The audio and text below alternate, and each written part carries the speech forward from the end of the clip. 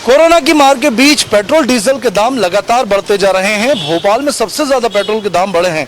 मैं आपको दिखाता हूं भोपाल के एक पेट्रोल पंप से कि क्या दाम आज के हैं। रोजाना दाम बढ़ रहे हैं, पिछले 40 दिनों से लगातार दाम बढ़े हैं और ये दाम 92 रुपए से अब सीधे 101 रुपए 77 पैसे प्रति लीटर पेट्रोल के दाम भोपाल में हो गए हैं। डीजल की बात करें तो डीजल भी लगातार महंगा हुआ है। 93 रुपए लीटर से भी ऊपर डीजल के दाम हो गए हैं। आप समझ सकते हैं कि यहाँ पर कितनी दिक्कतें लोगों को आ रही होंगी। कुछ लोग मौजूद हैं, पेट्रोल भरवाने आए हैं, उनसे ही बात करते हैं। भैया आप बताइए, पेट्रोल लगातार महंगा हो रहा है, कैसे अब काम चला रहा है? क्या कर, बड़ी मुश्किल चला रहा है, काम धंधा है नहीं है, दिक्कत आ रही, बहुत ज़्यादा दिक्कत आ रही है। कितने का अभी डलवा रहे हैं आप? 50 का डला रहे सर। तो आप समझ सकते हैं कि जो लोग पहले पेट्रोल 93 रुपए लीटर में डलवाते थे, अब उन्हें 177 रुपए पैसे और 77 पैसे रुपए के भाव से डीजल डलवाना पड़ रहा है। समझ सकते हैं, एक तरफ काम धंधे पिछले 2 महीने से बंद पड़े हुए हैं और ऊपर से लगातार राशन और दूसरी चीजें भी महंगी चलती जा रही हैं। आपको बता दें कि सबसे ज्यादा वेट पेट्रोल पर 17% मध्य प्रदेश में ही वसूला जाता है। यही वजह है कि लगातार यहाँ दाम बढ़े हैं। कई बार मांग उठती है कि वेट प्रदेश सरकार कम करे, जिससे गरीबों को, सामान्य वर्ग को कुछ राहत मिल सके, लेकिन फिलहाल कोई भी सरकार की तरफ से, चाहे वो राज्य सरकार हो चाहे केंद्र सरकार हो, पेट्रोल के दामों में कटौती नहीं की जा रही। कैमरा पर्सन अरविंद साहू के साथ Brajesh Jain, India news Bhopal. Petrol diesel के भाव लगातार आसमान छू रहे हैं। हम इस वक्त ग्वालियर के पेट्रोल पंप पर हैं। यहाँ तमाम लोग पेट्रोल भराने के लिए आ रहे हैं। वर्तमान में जो पेट्रोल के भाव हैं वो 101 रुपये 71 पैसे पर पहुँच गए हैं। यानी कि कहा जा सकता है कि पिछले 1.5 से 2 माह में पेट्रोल और डीजल के भाव में लगातार बढ़ोतरी हो रही है। लोग पेट्रोल भराने के लिए यहाँ पर पहुँच रहे हैं और तमाम, चाहे बड़ी गाड़ियाँ हों, मोटरसाइकिलें हों, लगातार गाड़ियाँ यहाँ पर पेट्रोल भराने के लिए आ रही हैं। वहीं डीजल के जो दाम हैं 93 रुपये 2 पैसे यहाँ पर डीजल के दाम भी लगातार पहुँच गए हैं। तो यानी कि कहा जा सकता है कि पिछले लंबे समय से भाव में लगातार बढ़ोतरी हो रही है, देखी जा रही है। लगातार लोग यहाँ पर पहुँच रहे हैं, पेट्रोल डीजल डलाने के लिए लोग पहुँच रहे हैं, पेट्रोल डला रहे हैं। तमाम लोग यहाँ पर मौजूद हैं और इनसे हम बातचीत करने का लगातार प्रयास करते हैं। भाई साहब, पेट्रोल 101 के पार पहुँच गई है। पेट्रोल 101 के पार किस तरह दिख रहे हैं? कहीं ना लोग ऐसे भी हैं जो बोलने से बचते हैं और इस बात को लेकर लगातार महंगाई बढ़ती जा रही है। चाहे पेट्रोल डीजल के भाव से ट्रांसपोर्टेशन का खर्चा बढ़ा और इससे जो रोज़मर्रा की चीज़ें हैं, आवाजाही लोगों की होती है, वो उनके भाव बढ़े। जैसे दाल हैं, तेल हैं, चावल हैं, उनके भाव बढ़े। यहाँ पर लोग पेट्रोल भराने के लिए आ रहे हैं, समझने का प्रयास करते हैं। भाई साहब, 101 के पार हो गई पेट्रोल, देख रहे हैं भाव को? हाँ हाँ। क्या करते हैं आप? क्या करते हैं? मोदी महल में हूँ, सफाई कर्मचारी। कितना असर पड़ रहा है जेब पे? जेब पे तो असर बहुत है साहब। जेब पे असर बहुत है, इस तरह की लोग बातें कर रहे हैं और वास्तव में असर बहुत पड़ रहा है, क्योंकि अब 101 रुपये के पार पहुंच गई है। तमाम मैम यहाँ पर पेट्रोल भराने के लिए आई हैं, गाड़ी में टैंक पेट्रोल भरा रही हैं।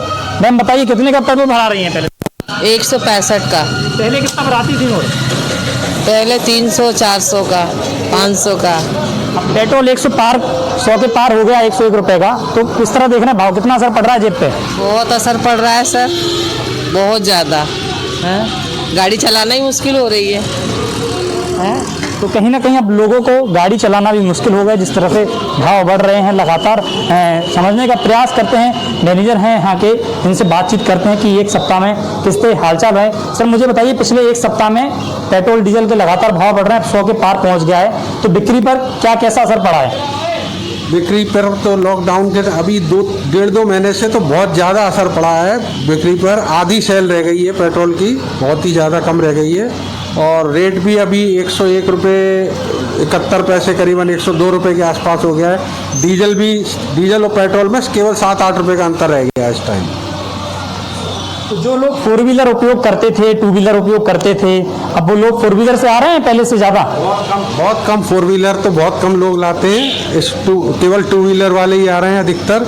बहुत लोगों ने तो पेट्रोल मतलब गाड़ी लेने चलाने फालतू घूमना ही बंद कर दिया है। बहुत ज़्यादा पहले घूमते थे, अब बंद कर दिया है। तो बिल्कुल लगातार जिस तरह से लगातार भाव में बढ़ोतरी हो रही है, जिसके चलते जो लोग 4 व्हीलर से घूमते थे, उन्होंने अब 4 व्हीलर से घूमना बंद कर दिया और 2 व्हीलर से घूमना उन्होंने शुरू कर दिया। मैं हरदा के पेट्रोल पंप पे मौजूद हूँ। आप देख लीजिए कि पीछे में यहाँ पे लाइन लगी हुई है और आज का मैं आपको यहाँ का पेट्रोल का दाम बता दूं कि 103 रुपये तक यहाँ पे पेट्रोल का दाम पहुँच चुका है। और लगातार जो स्थानीय लोग हैं उनको यहाँ पे दिक्कतों का सामना करना पड़ा है, क्योंकि लगातार पेट्रोल के दाम बढ़े हैं, जिसके कारण से जो बाइक को चलाने वाले लोग हैं उनको काफ़ी दिक्कतों का सामना करना पड़ा है। एक और उनको महंगाई का दौर देखना पड़ा है। वहीं हालांकि लोगों का कहना है कि जब तक पेट्रोल के दाम बढ़ते रहेंगे आम जनता को महंगाई की मार झेलना पड़ेगा।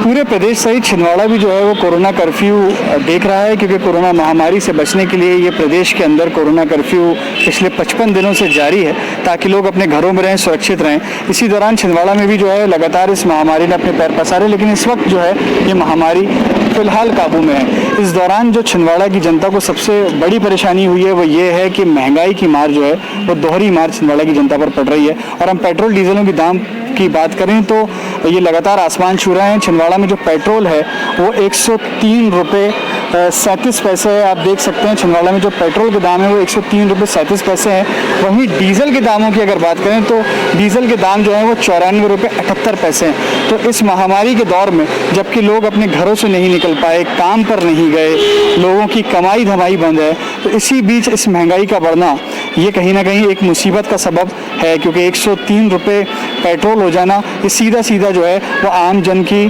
जेब के ऊपर प्रहार करेगा। जब अनलॉक के दौरान लोग घरों से बाहर निकलेंगे, कामों पर जाएंगे, तो ये भी उनके लिए बड़ी परेशानी का सबब होगा, क्योंकि उनकी कमाई धमाई पिछले 2 महीने से लगातार बंद है और पेट्रोल डीजल के दाम जो हैं वो आसमान छू रहे हैं।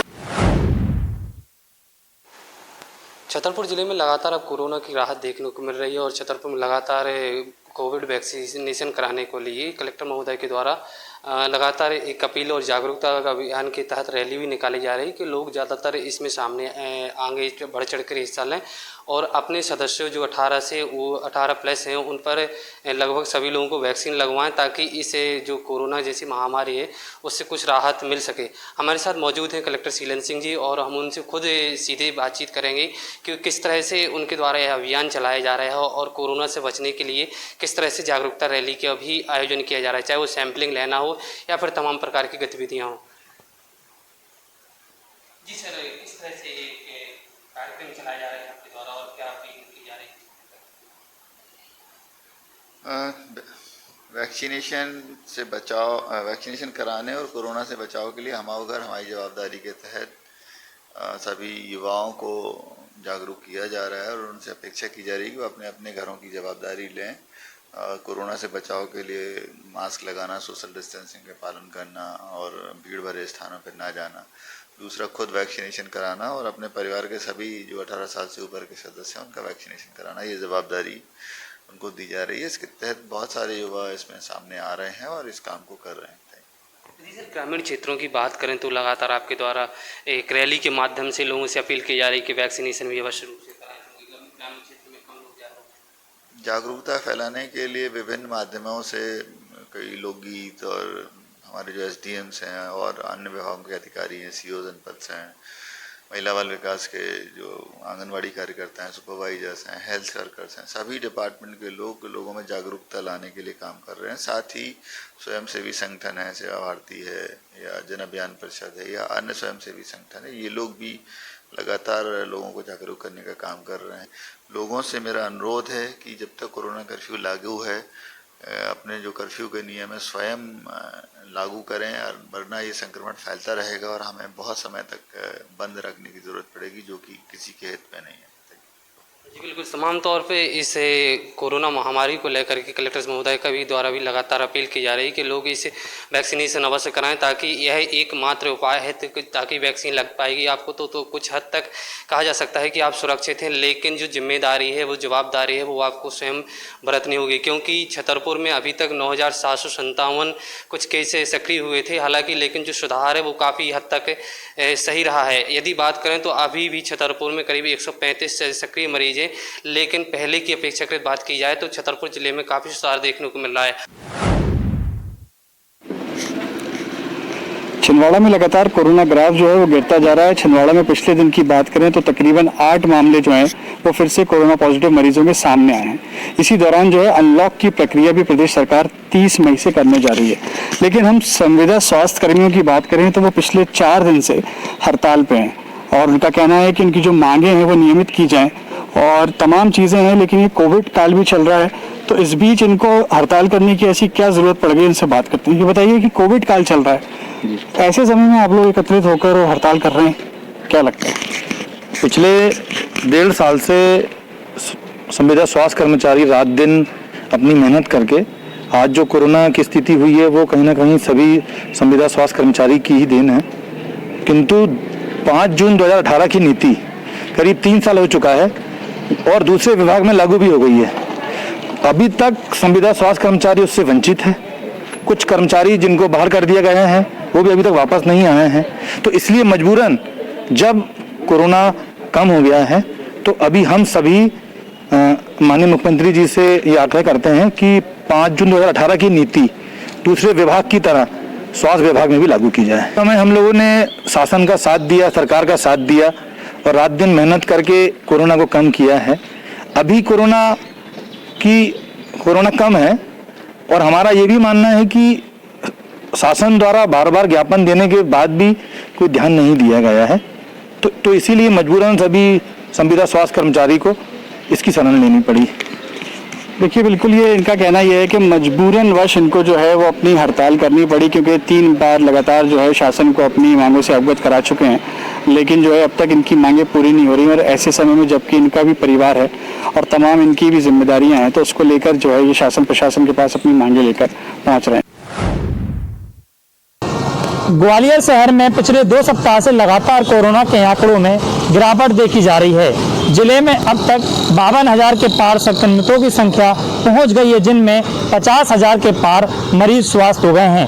वर्तमान में 1722 एक्टिव केस बने हुए हैं और 556 अब तक ग्वालियर जिले में मौतें हो चुकी हैं।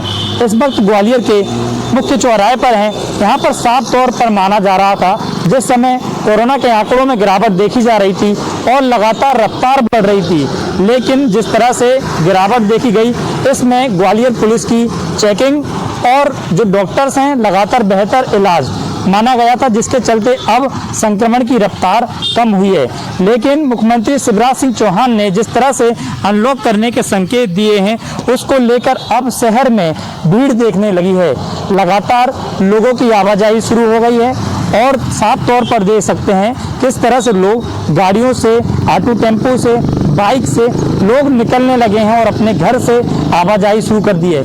लेकिन जिस तरह से कोरोना कर्फ्यू लगा हुआ है और पुलिस प्रशासन लगातार मुस्तैद चेकिंग कर रही है लगातार और लोगों को समझाइश देने का काम यहाँ पर कर रही है, जिसके चलते फिलहाल लोग नहीं दिखते थे, जिसके कारण अब कोरोना संक्रमण में गिरावट देखी गई। लेकिन जिस तरह से मुख्यमंत्री ने संकेत दिए हैं अनलॉक करने के, उसको लेकर लोगों की आवाजाही पूरी तरीके से शुरू हो गई और लोग अपने घरों से बाहर निकलने लगे हैं। लेकिन आंकड़ों में गिरावट देखी जा रही है। कल ग्वालियर जिले में 51 कोरोना संक्रमितों के मामले सामने आए, जिसमें लगातार अब कहीं ना कहीं जो आंकड़ों में गिरावट देखी जा रही है, एक बार फिर जिस तरीके से अनलॉक करने के संकेत दिए हैं तो लोगों की भीड़ देखी जा रही है। जिस प्रकार से देश में कोरोना संक्रमण की दूसरी लहर में अब कई जिलों से राहत भरी खबरें लगातार आई हैं और सूबे के मुखिया शिवराज सिंह ने कई जिलों को खोलने के निर्देश दिए हैं, तो वहीं व्यवसायिक लोगों में, व्यवसाय से जुड़े लोगों में खुशी का माहौल देखा जा रहा है। आइए हमारे साथ कुछ टैक्सी चालक हैं, हम उनसे ही बात करने की कोशिश करते हैं कि आज 55 दिन के बाद जो 1 जून से लॉकडाउन खोला जाएगा, आज 55 दिन से वो बंद है सभी मार्केट और व्यवसाय, तो आप कैसा महसूस कर रहे हैं? क्या उनके जिले में कोरोना संक्रमण को लेकर कितनी खुशी है अब कि राहत भरी खबरें जो जिले से लगातार मिली हैं? क्या नाम है भैया आपका? सर मुमताज खान और बबलू पठान नाम है सर जी। तो अब क्या करते हैं आप? सर ऑटो चलाते हैं सर। अभी तक तो सब कुछ बंद था जी सर। अब 1 तारीख से खुलने का निर्णय लिया गया है। जी सर। कैसा महसूस कर रहे हो? क्या सुझाव है लोगों का आपका?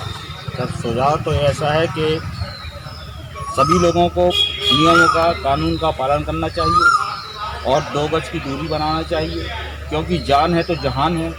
उसके सिवा पैसा तो कुछ है नहीं सर। अगर ज़िंदगी रहेगी तो पैसा तो कमा लेंगे।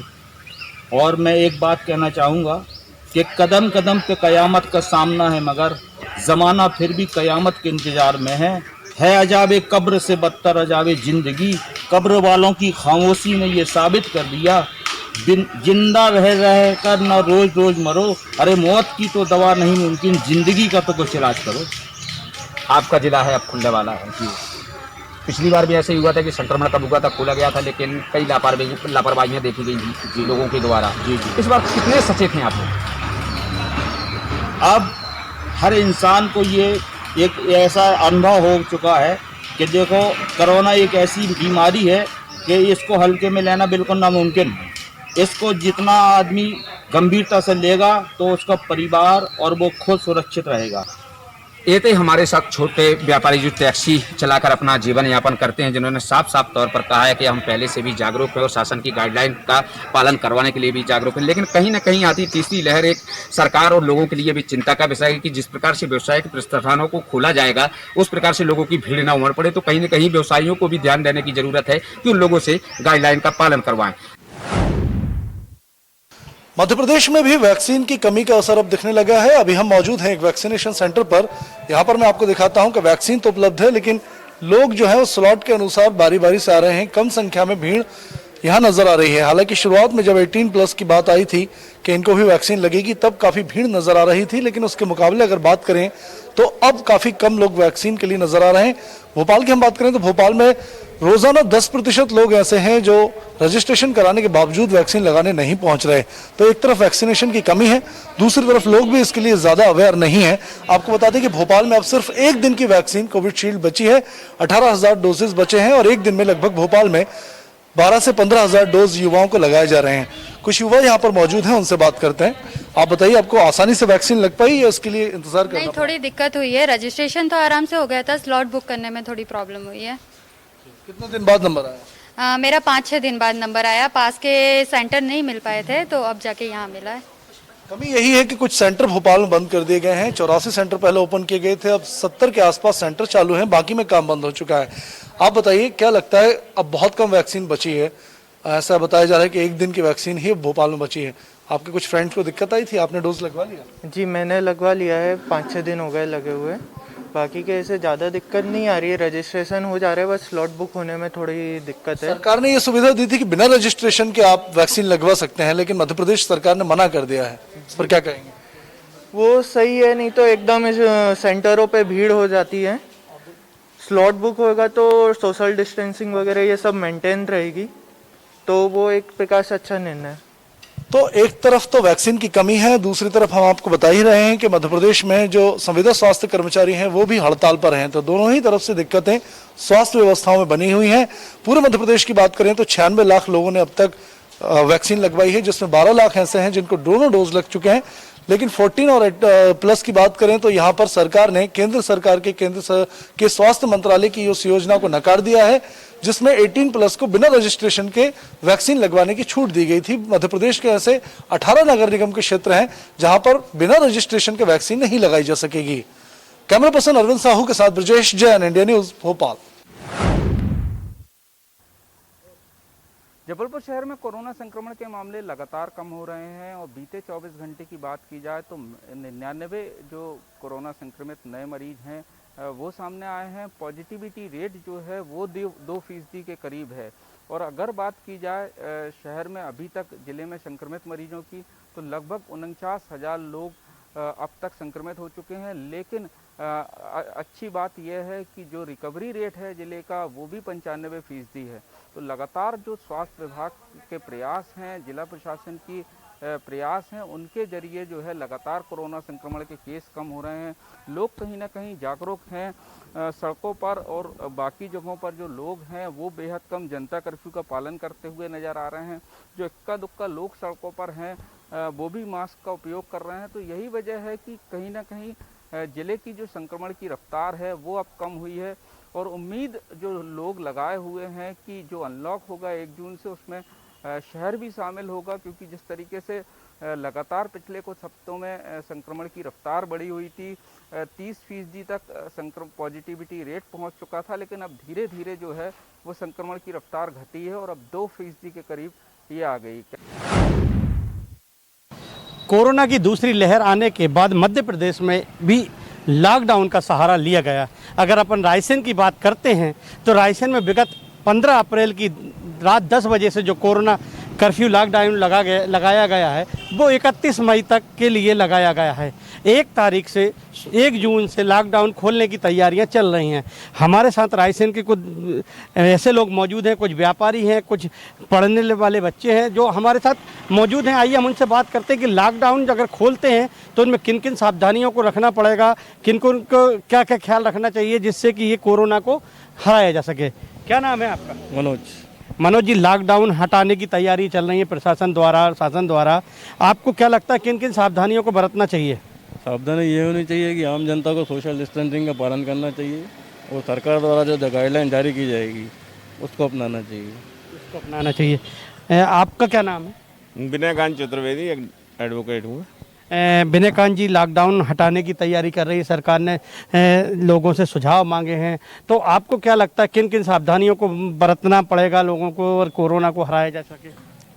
व्यापारियों को ये सोचना चाहिए, प्रशासन को भी, एक एक दुकान को, किराने की दुकान को पहले खुलवा लें, कुछ दुकानों को गैप करके, एक दिन किराने की, एक दिन कपड़े की, इससे क्या भीड़ नहीं होगी मार्केट में। फिर कुछ जनता को भी समझना चाहिए कि सोशल डिस्टेंसिंग का पालन करें। अधिकतर लोगों का कहना है कि लॉकडाउन को खोला जाना चाहिए, लेकिन जो गाइडलाइन है उनका लोगों को पालन करना चाहिए। सरकार की जो नई गाइडलाइन आएगी उसका पालन करना चाहिए। कुछ की राय ये है कि किसी दुकान वाले को, जैसे किराना है, अगर उसको एक दिन खोल दिया जाए तो दूसरे दिन कपड़े को भी खोला जा सकता है, या 2 शिफ्टों में दुकानों को खोल दिया जाए ताकि ये कोरोना को हराया जा सके।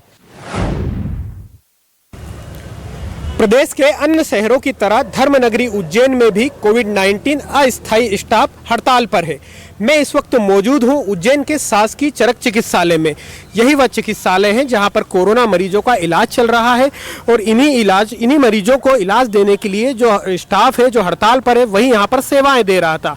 यहां पर आप सामने देख सकते हैं कि कुछ स्वास्थ्य कर्मी भी हैं जो हड़ताल पर है। दरअसल इन स्वास्थ्य कर्मियों की मुख्य मांग इस प्रकार है कि वर्ष 2020 में कोरोना के समय इन्हें ड्यूटी पर रखा गया था, अस्थायी तौर पर रखा गया था, कुछ नियम कायदे व शर्तें थी। इसके बाद जब कोरोना का लहर कम हुई तो इन्हें हटा दिया गया। वर्ष 2021 में कोरोना की दूसरी लहर आई जो कि भयावह थी, इन्हें फिर से ड्यूटी पर रखा गया। उसके बाद इन्हें मई तक का समय दिया गया कि 31 मई तक इन्हें ड्यूटी पर रखा जाएगा। अब इनका 1 महीने की और समय अवधि बढ़ा दी गई है, तो कहीं ना कहीं इन्हें लग रहा है कि जून में इन्हें हटा दिया जाएगा। इनकी 2 मुख्य मांगे हैं। एक तो इन्हें संविदा के रूप में नियुक्त किया जाए, साथ ही इन्हें समयमान वेतनमान दिया जाए।